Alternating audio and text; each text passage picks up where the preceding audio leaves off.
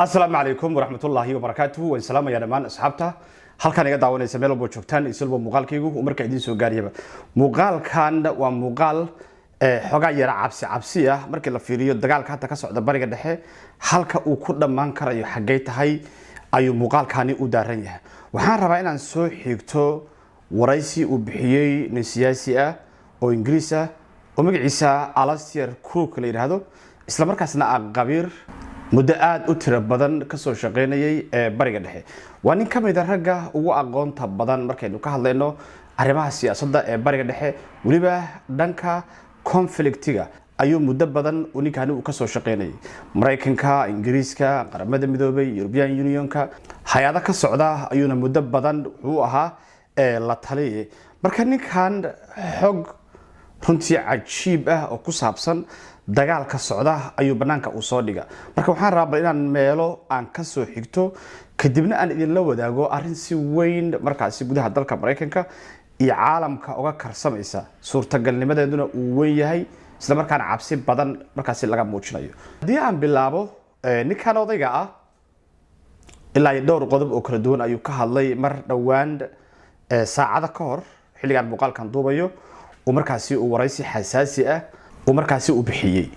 قضب كوه ريا أو نكانوا كهالله وكنت هذا إيران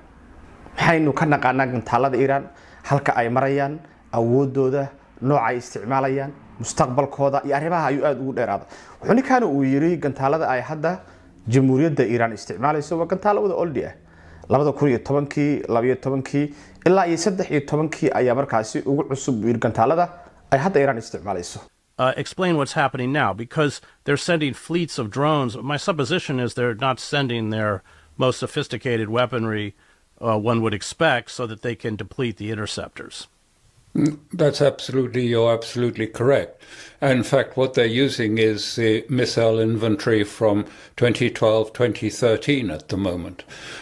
Very old missiles and simple drones. And their purpose is to deplete or to force Israel and the Gulf states. حسوا كلا شيء إنه استعماليان drones simple هم dronesيو عن عادي مركه وهاين كوا قطرة أي استعماليان بيوري. سبب إيران ستا استعماليسو drone ده simple كا يو قنطالة ده صهرة أي استعماليسو أيو حكوا شيء إنه تايو كليه إن نظام الدفاع الجولف كا يكوا إسرائيل أي نقدان قوة دالة أما بربرة دان أول اللي هي حدا شغالة سعودة أيو يري وإنتها وإنتها كود داري نظام يدي دولتها جولفكا أما غليجك أي جبي أهم بأي بربريين بيري ديارها ير كأه درونيس كأه إيوه جنت حلادان دقها إيران حدا أي سوى توريسو دولة قطر أي وحون عنت هذا كوهرين لكن دولتي غليجك جبي أهم تود بوحين نقدان بيري كوا مركزي لبابيو to deplete their intercept capacities, which they are doing. And what we see now is that the Gulf ability to intercept even drones is almost zero. I think Qatar still have some intercept capabilities. marka nidaamyo qaali aha oo Mareykanka iyo reer galbeedku ay lahaayeen ayaa waxa lagu burburiyay buu yiri diyaarado drones oo raqiisa iyo gantaalo markaasi dhamaantoodba ah kuwa duug ah oo aan xataa ahayn kuwii ugu dambeeyay oo Iran markaa ay samaysato marka wuxuu yiri hadda ka dambeeya ay Iran qorsheynaysaa inay isticmaasho gantaaladeeda cusba iyo kuwii ugu dambeeyay iyo kuwii halista ahaa haday kuwa isticmaashana burbur xoog leh ayaa gobolka ka dhici doona ayuu yiri wuxuu ninkan u soo qaatay tusaale wuxuu sheegay gantaal magaciisa Koram Shar 4 la yiraahdo oo ah Hypersonic waa gantaalkan arkaysan isla markaasna wuxuu yiri waa nooca cluster munition ka la yiraahdo waa nooca madaxyada badan caloosha ku wata ilaa ay 80 gantaal ba gantaalka weyn ku dhex jira ayuu yiri ninkan odayga ah and subsequently they have started and they've been moving carefully still using mainly older missiles. These ones that were made 20 years ago, some of them 2012, 2013, using these older missiles. But now they've just moved to the later ones, and the later ones are devastating. I'm talking about the Khorram Shah 4, for example, which is a hypersonic missile. It flies at Mach 14. It has multiple submunitions, 80 submunition warheads in it, which are steerable, and like it's a multiple arrival of 80 of these small, if you like, warheads. sideetankaas gantaalna mid walbo kamida ilaa iyo 20 kilo ayaa lagu qiyaasaya yiri culayskooda sideetankooda markii ay kala leexdaan waxay ku dhacayaan dhul ilaa iyo 15 kilomitir kaasi isku jira marka hal gantaalo ayaga kamida ayaa dhul dhan markaasi gubi kara ayuu yiri. But each of these has a warhead of about nearly 20 kilos. So they're not huge bombs, but they're really significant. But if you have 80 of these arriving together, they come more or less bunched, but they come bunched within, say, a radius of about 15 to 16 kilometers total, so wide area. And it's like being shelled, artillery shelled, by 80 guns at the same time. dhanka Israel markii uu fiiriyay wuxuu yiri Israel nidaamka ay hadda haystaan waxa ka muuqda inay markaas ay celin karaan oo kaliya gantaalada duuga ah laakiin gantaaladan qatarta ah hadii dhanka Israel lagu sii daayo uma malaynayo inay celin karaan ayuu yiri ninkaano. And the Israelis, it seems from all the evidence we see, that they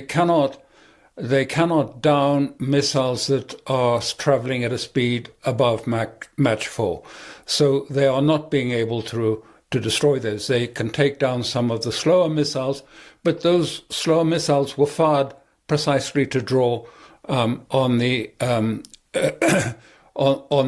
intervening, the ability to fire intervention. sidoo kale ninkan expert-ka ah uu duray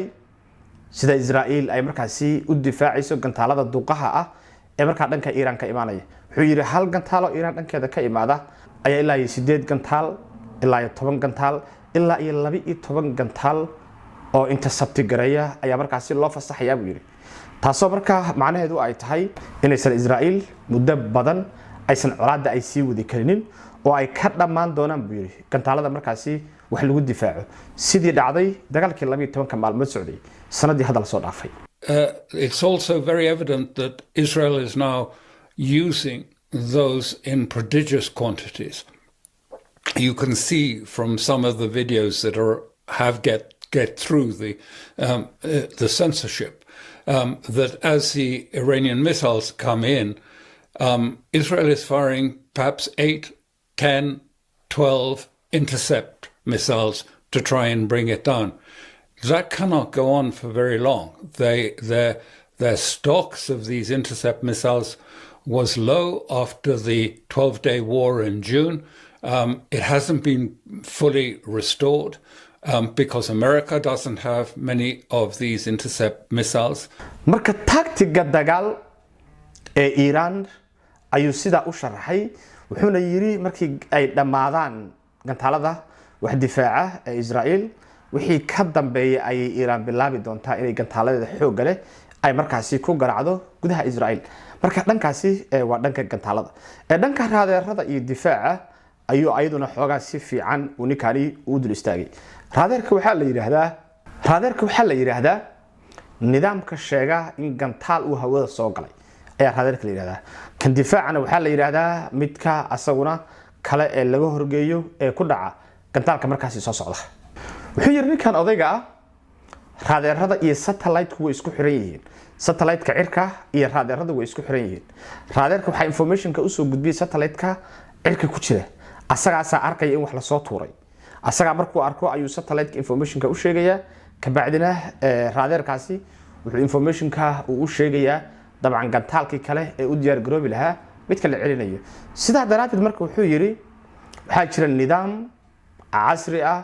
oo saa iskula shaqeeya oo hadda markii aynu ka hadlayno dagaalka Ukraine ay Mareykanku ku caawinayeen buu yiri dawladda Ukraine oo magaciisa markii la soo gaabiyo loo yaqaano ISR oo markaasi laga soo gaabiyay intelligence iyo surveillance iyo wax noocaas marka wuxuu yiri waa nidaam dheer oo isku xiran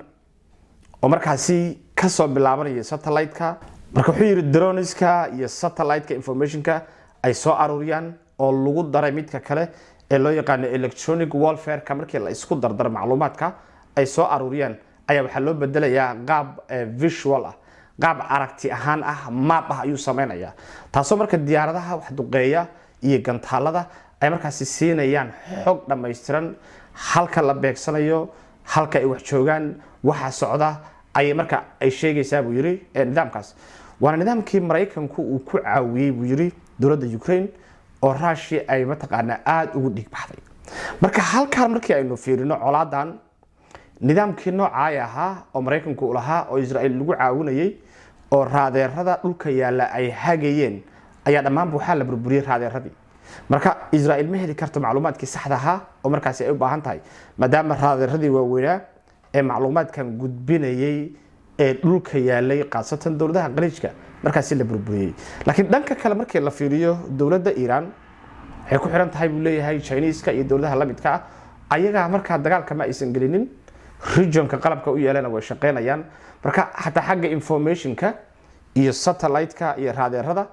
waxa muuqata uu yiri in hatta Iran ay uga fiican tahay xilligan maxaa la yiraahdaa Israel wuxuu sidoo kale ninkan uu beeniyay in Mareykanku uu dhaawac xoog leh u geystay nidaamkii gantaalada oo Iran oo markaas dhulka hoostiisa ku jiray wuxuu yiri uma malaynayo in nidaamkaasi wax la gaarsiin karayo marka hore wuxuu yiri nidaamka gantaalada Iran ay u shaqeeyaan centralized ma aha nidaam laga hago saldhig dhexe ama talis dhexe laga haga ma aha waa nidaam decentralized waa nidaam meelba dadka jooga ay si gooniya ay markaasi ay u maamulaan wuxuu sheegay ninkan expert-ka ah ilaa 50 degmo oo Iran ay ka kooban tahay ayaa degmo walba waxay leedahay buu yiri saldhigyo dhulka hoostiisa oo gantaaladu ay ku jiraan isla markaasna degmadaas ayaa si gooniya u maamusha hadii wax isbedel ay ku yimaadaan buu leeyahay caasimadda iyo hoggaanka ugu sareeya ee dalka Iran marka ma ahan wax hadii la burburiyo caasimadda madaxweynaha la dilo madaxda oo dhan la laayo still Iran way dagaalami kartaa waana qorshe ay muddo badan ay ka shaqeynayeen buu yiri wayna kala madax bannaan yihiin buu yiri kontonka iyo 7 degmo nidaamka ay u dagaalami karayaan hadii dalka la mutaqaana in lagu soo duulo So we're seeing Israel and the United States target what they're saying are ballistic missile depots, launch sites. Do you have any sense of how successful those attacks are? Yes, well, I have a good idea that they are not successful. And I say that because the Iranians have adopted a very decentralized command system and a decentralized, if you like, control of missiles system. So that the missiles, I'm talking about the long-range missiles, are buried in silos across 57 districts of Iran. And Iran is the size of Western Europe. I mean, this is not a small area. And they are buried deeply. And the big missiles, the serious missiles, can be fired from underground. Through an underground silo, they come straight out. It's not a moving, there's not a moving launcher. They come straight out of the ground. duqaynta cirka ay ka soo tuurayaana